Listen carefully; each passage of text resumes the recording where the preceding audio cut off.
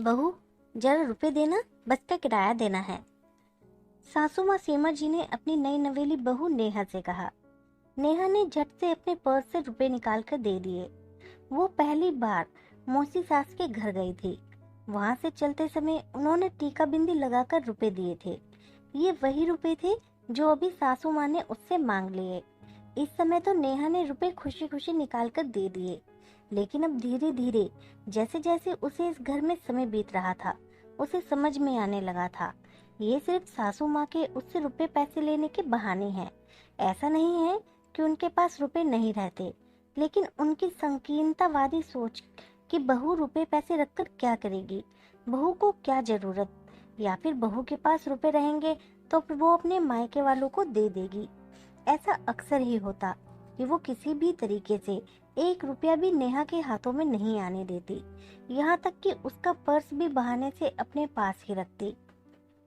शादी में उसे विदाई में चलते समय सभी रिश्तेदारों ने रुपए पकड़ाए थे, वो भी सासू माँ ने सब अपने पास रख लिए और नेहा को सुना दिया।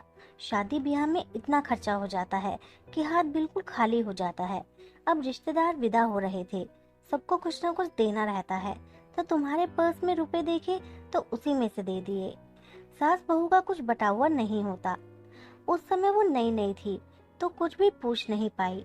यहाँ ससुराल में सभी रिश्तेदारों ने जो मुंह दिखाई दी, वो तो उन्होंने नेहा को बताने और दिखाने की भी जरूरत नहीं समझी, बस उसके सामने ये बहाना बनाती रही। अब कोई बहू को मुंह दिखाई दे जाता है तो बहू की ही नहीं हो जाती।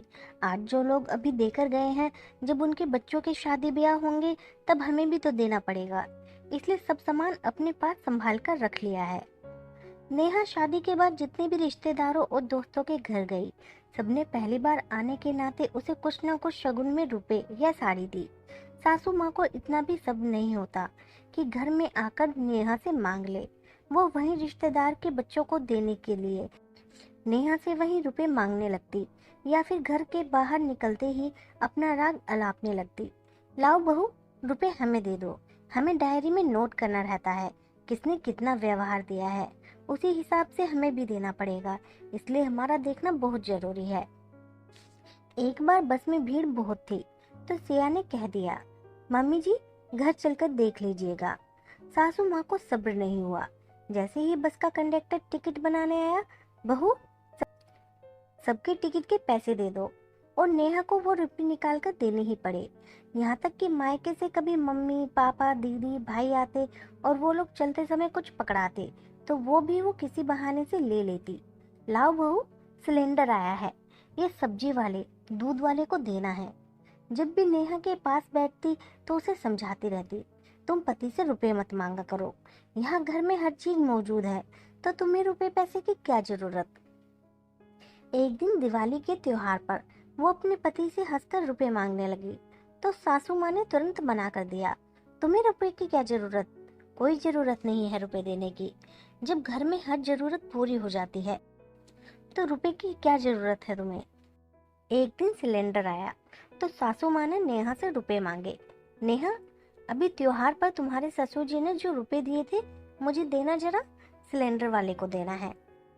मम्मी जी, कौन से रुपए, आप मेरे पास रुपए रुकने ही कहाँ देती हो।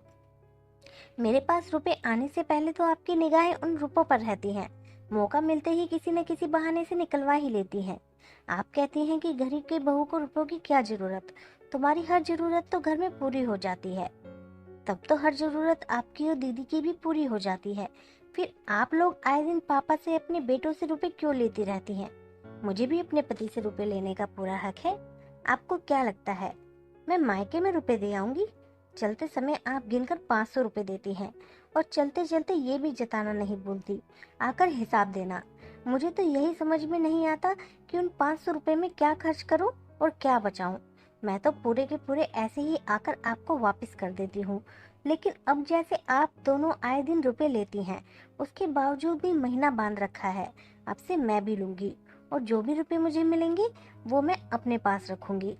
उस दिन के बाद नेहा उनकी बहानेबाजियों से भली भांति परिचित हो गई और वो जब भी रुपए मांगती वो कोई ना कोई बहाना बनाकर मना कर देती।